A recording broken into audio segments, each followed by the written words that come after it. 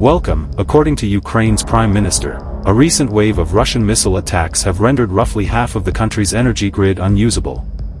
The damage occurs as the city of Kyiv gets its first winter snowfall and temperatures drop below freezing.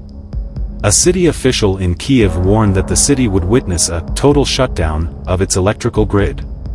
According to President Volodymyr Zelensky, 10 million Ukrainians are still without power.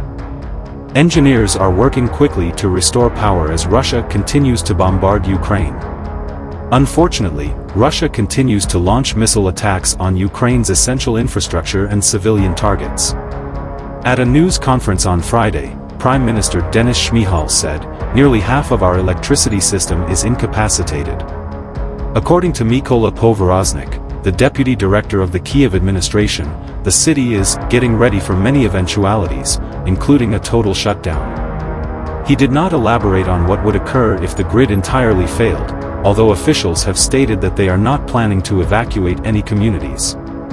The aggressor country has formally recognized that its purpose is to damage our energy infrastructure and leave Ukrainians without electricity and heat, wrote Ukrenergo, the operator of Ukraine's national grid, in a Telegram post. Less than 2 days after one of its most intense bombardments to yet, Russia continued to target energy facilities and residential buildings on Thursday.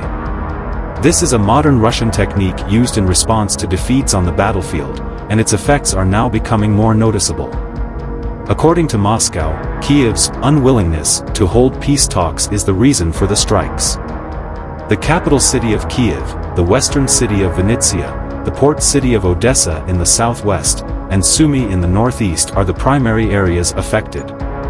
People have been asked by the government to conserve energy by using less household equipment including ovens, washing machines, electric kettles, and irons.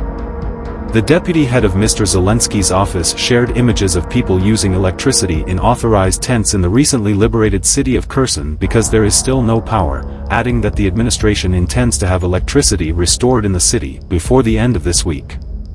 NATO nations have promised to provide Ukraine with air defense equipment to aid in defending its cities and towns from Russian attacks.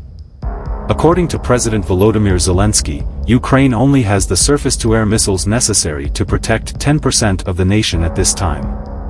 A defensive military alliance, NATO, North Atlantic Treaty Organization, was formed.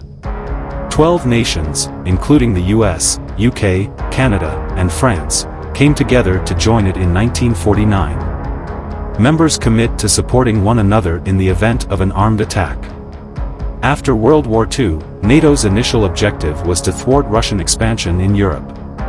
Many of the former Warsaw Pact allies of Russia in Eastern Europe were granted membership in NATO following the collapse of the Soviet Union.